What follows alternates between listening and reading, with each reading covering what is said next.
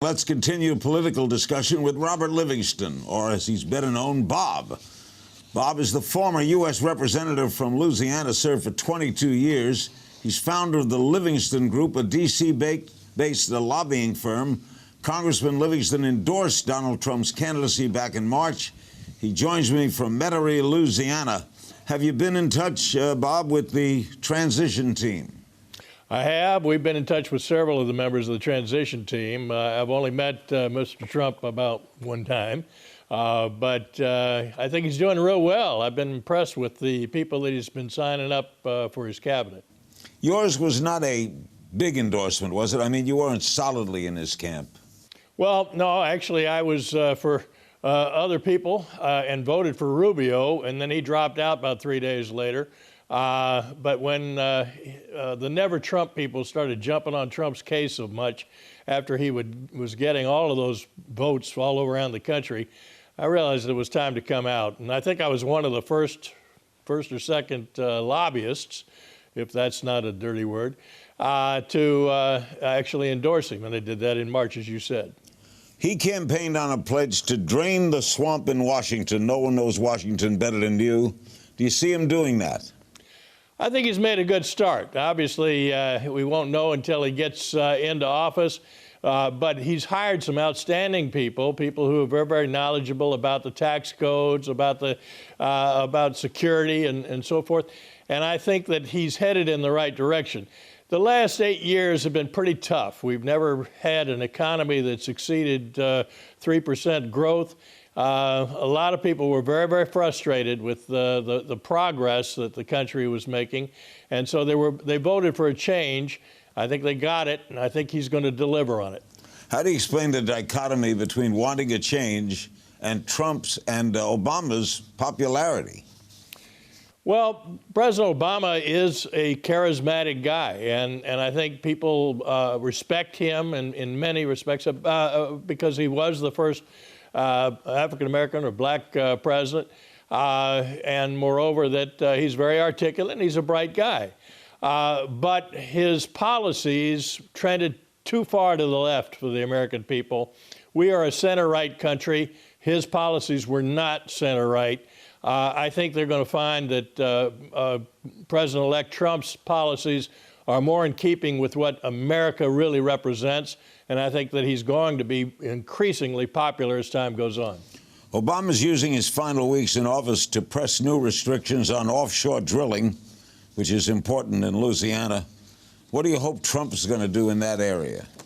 Well, Trump has been absolutely on target on energy. I think he's going to develop all sources of energy, whether it's renewable or fossil fuels or the like. I think you're going to see the prices of energy come down, and I think America is going to become energy independent because of his policies. Obama has approached it from a totally different direction. He wanted to force prices up.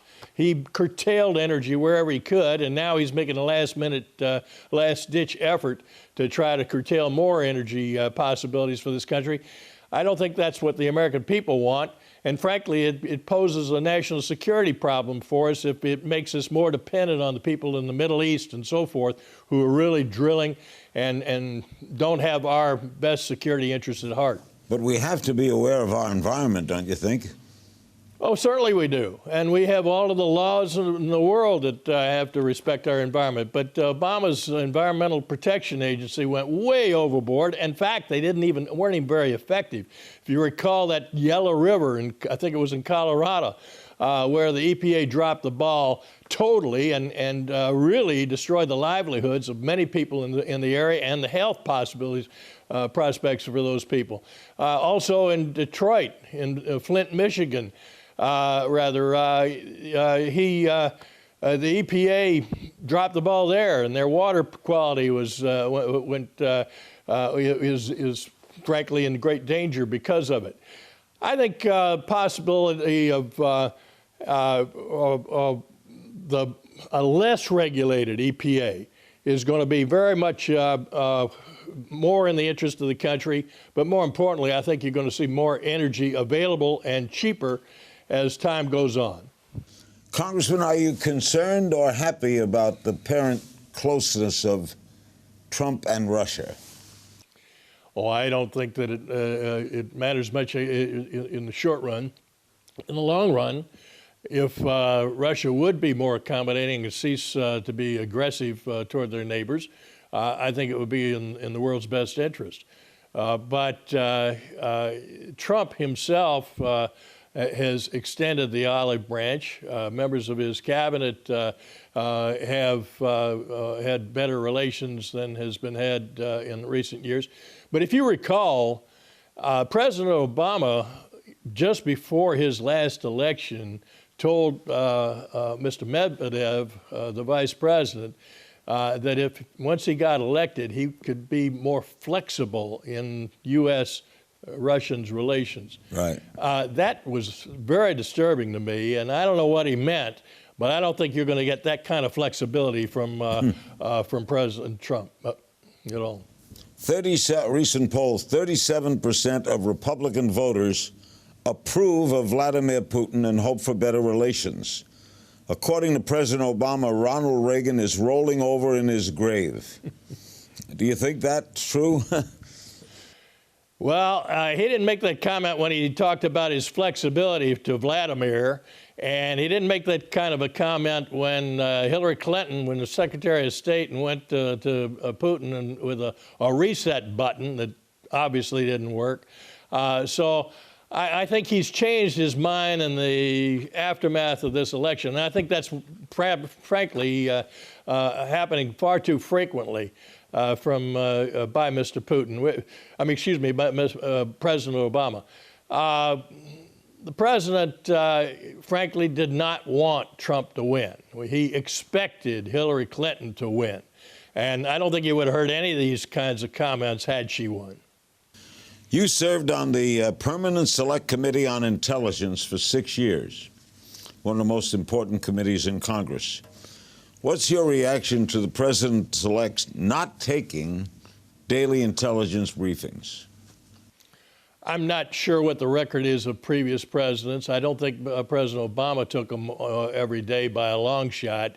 But I think as long as he has a strong national security team and they can keep up with it on a day-to-day and moment-to-moment basis, that he can be brought in when needed. So it's a management style. I'm not worried about it in terms of national security because he doesn't need to spend time, as he said, hearing the same information day in and day out.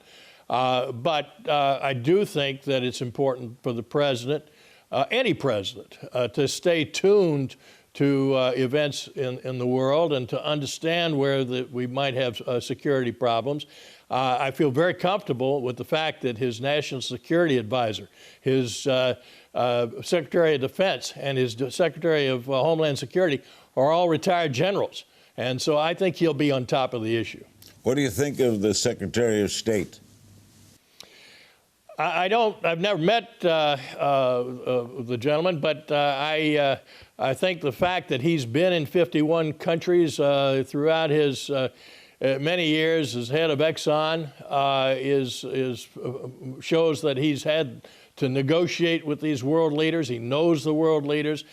He's obviously not had a great deal of political experience, so I'm hoping that he'll have a strong deputy. I was hoping for John Bolton to be the Deputy Secretary of State, but I don't know if that's going to happen.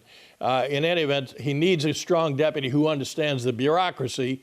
He understands world affairs. He understands how to negotiate with world leaders, so I feel comfortable about that. Bob, what concerns you the most about the short-term future?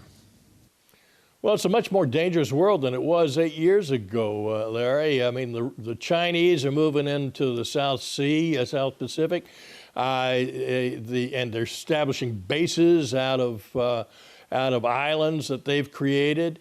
North Korea's nuclear capability is much more potent than it was 8 years ago. The Russians obviously have moved in to areas that they didn't occupy in the past. And I think that it's a dangerous world. We've got to have a realistic approach to our foreign policy. We can't be patsies. We can't be pushovers. We can't lead from behind, as President Obama has sought to do. I think that the fact that Trump is a strong man and he's appointed strong leaders around him in his cabinet is good, but it doesn't answer all of the questions that we have facing us right now, and it's going to be a tough time before we put America's best foot forward in the years ahead and feel as if we're as strong as we used to be. I hope we can talk frequently in the years ahead, Bob. Thank you so much, Larry. Thank you. Robert Livingston, the former Republican member of Congress for 22 years and a founding partner of the Livingston Group. It's a Washington-based lobbying firm.